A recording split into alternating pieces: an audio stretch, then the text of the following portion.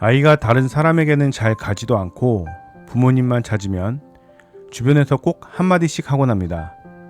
부모가 너무 오냐오냐 받아줘서 그렇다. 너무 끼고 키운 거 아니냐면서 은근히 눈치를 주죠. 그 말을 들을 때마다 내가 아이를 잘못 키우고 있는 건가 싶어서 괜히 미안해지고 자책하게 됩니다. 하지만 소아청소년 정신과 및 아동 발달 전문가들의 연구 결과를 보면 실제 사실은 완전히 다릅니다. 어렸을 때 부모님의 따뜻하고 즉각적인 반응을 충분히 받은 아이일수록 뇌의 불안 중추가 안정적으로 형성되면서 나중에 훨씬 더 독립적이고 사회성이 뛰어난 아이로 자란다는 거예요. 아이가 부모를 계속 찾는 건 유약해지거나 어리석은 신호가 아니라 역설적이게도 아이의 뇌가 아주 똑똑해지고 있다는 증거라는 겁니다. 오늘은 왜 그런 현상이 나타나는지, 그리고 그 시기를 어떻게 지혜롭게 보내야 하는지 이야기해 보겠습니다.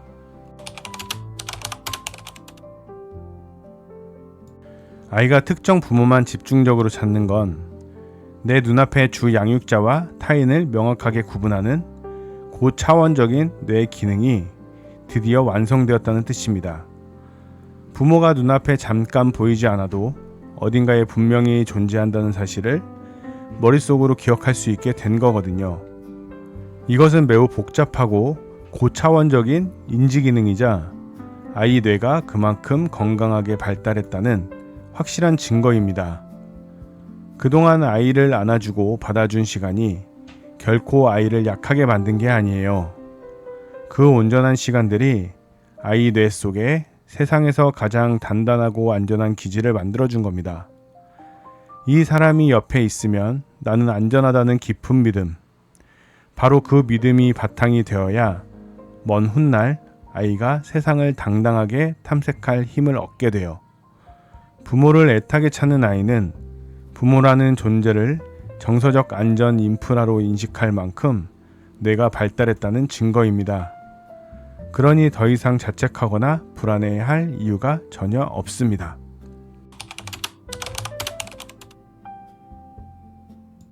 껌딱지처럼 착 붙어 있던 아이가 시간이 흐르면서 어떻게 변해가는지 3단계로 나누어 보면 훨씬 이해하기 쉽습니다. 잠깐만 자리를 비워도 울음을 터뜨리고 다른 가족에게는 잘 안기지 않으려는 모습을 보이는 시기죠. 뇌에서 주 양육자와 낯선 타인을 구분하는 기능이 막 자리를 잡았기 때문입니다. 이 시기에 부모님이 안정적이고 따뜻하게 반응해 줄수록 아이의 뇌에는 부모는 언제나 나에게 다시 돌아오는 안전한 존재라는 확고한 신뢰가 쌓입니다. 부모의 무릎이나 품에서 놀다가 조금씩 멀리 나아가 주위를 탐색하기 시작해요.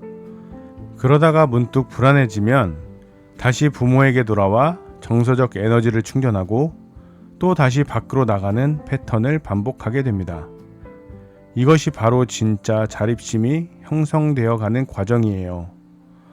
언제든 돌아갈 안전한 도피처가 있다는 확신이 있어야만 아이는 더 멀리 나아갈 용기를 얻게 되니까요. 이제는 부모가 바로 옆에 없어도 혼자서 잘 놀고 다른 사람들과도 자연스럽게 어울리기 시작하는 시기입니다. 하지만 이 완벽한 자립의 단계로 넘어오려면 앞선 2단계의 정서적 경험이 충분히 차곡차곡 쌓여야만 해요. 아이의 껌딱지 시기를 인위적으로 억지로 끊어내려고 하면 오히려 정서적 결핍이 생겨 이 독립 단계로 넘어가는 시간이 더 늦어질 수 있습니다. 사랑과 안전함이 충분하게 채워진 아이가 더욱 더 빠르고 단단하게 독립하는 법입니다. 아이의 껌딱지 시기는 성장을 위해 반드시 거쳐야 할 지극히 자연스러운 과정일 뿐이에요. 억지로 떼어놓으려고 조급해 하지 않으셔도 됩니다. 이 시기를 온전히 누리고 보내야 다음 단계로 자연스럽게 넘어갈 수 있으니까요. 억지로 떼어놓으려 하면 불안감이 높아져 오히려 역효과가 납니다. 아이가 스스로 안전지대를 넓혀가도록 돕는 구체적인 3가지 방법입니다. 1단계, 자리를 비울 때 반드시 예고하고 돌아와 주세요. 아이가 때를 쓸까봐 몰래 살짝 자리를 피하는 행동은 아이의 불안을 폭발시키는 가장 안 좋은 방법입니다. 부모가 언제든 갑자기 사라질 수 있다는 극심한 공포를 안겨주기 때문이에요. 아주 짧은 시간 자리를 비우더라도 반드시 아이와 눈을 맞추고 화장실에 잠깐 다녀올게, 금방 돌아올 거야 라고 다정하게 말해 주셔야 합니다.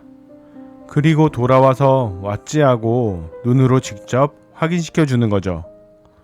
부모는 영영 사라지는 게 아니라 약속대로 반드시 돌아오는 사람이라는 사실을 매일 반복해서 경험시켜 주는 겁니다.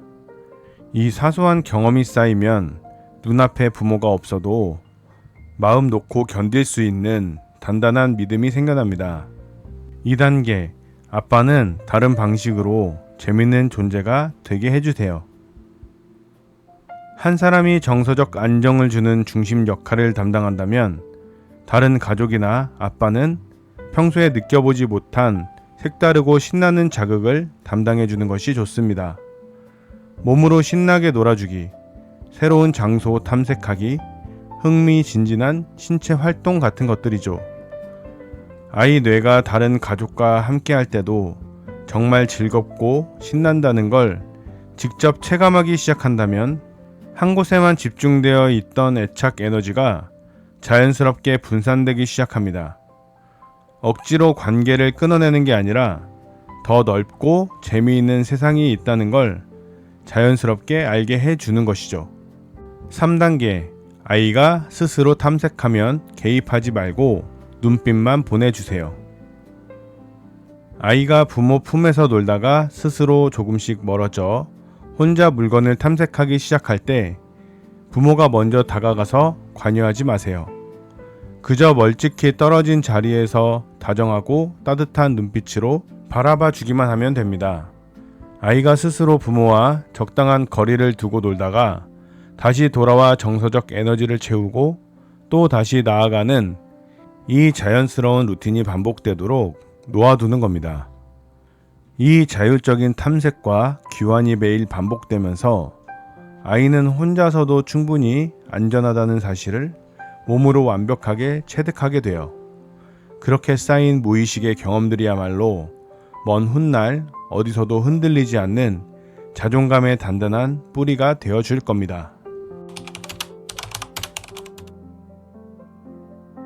나만 애타게 찾는 아이를 보면서 혹시 내가 잘못 키우고 있는 건 아닌가 싶어 밤마다 마음 졸이셨다면 오늘 이 이야기가 작게나마 따뜻한 위로가 되셨기를 바랍니다. 지금 이 시기는 결코 잘못된 과정이 아닙니다. 아이의 뇌와 마음이 아주 건강하고 바르게 자라고 있다는 눈부신 신호니까요. 억지로 관계를 끊어내거나 떼어놓으려고 애쓰지 않으셔도 괜찮습니다. 충분히 품어주고 떠날 때는 다정하게 알려주고 약속대로 돌아오는 과정을 반복해주면 아이는 때가 되었을 때 스스로 부모 품을 떠나 세상으로 나아갈 거예요. 그렇게 이뤄낸 독립이야말로 세상 그 무엇보다 단단하고 건강합니다. 껌딱지 시기를 충분히 풍성하게 보낸 아이가 결국 더 빠르고 단단하게 세상에 홀로 섭니다. 지금 아이 곁에서 그 자리를 온전히 지켜주시는 것, 그것만으로도 부모님은 이미 충분히 잘하고 계신 겁니다. 오늘 이야기가 아이를 키우는 여정에 조금이나마 도움이 되셨기를 바랍니다. 내용이 유익하셨다면 구독과 좋아요로 아이의 잠재력을 깨우는 여정에 함께 해주세요. 비슷한 경험으로 고민하셨거나 오늘 내용이 마음에 깊이 닿으신 부모님이 계신다면 소중한 의견을 댓글로 함께 나누어 주세요. 같은 길을 걸어가며 치열하게 고민하고 계신 수많은 부모님들에게 너무나도 큰 위로와 힘이 됩니다.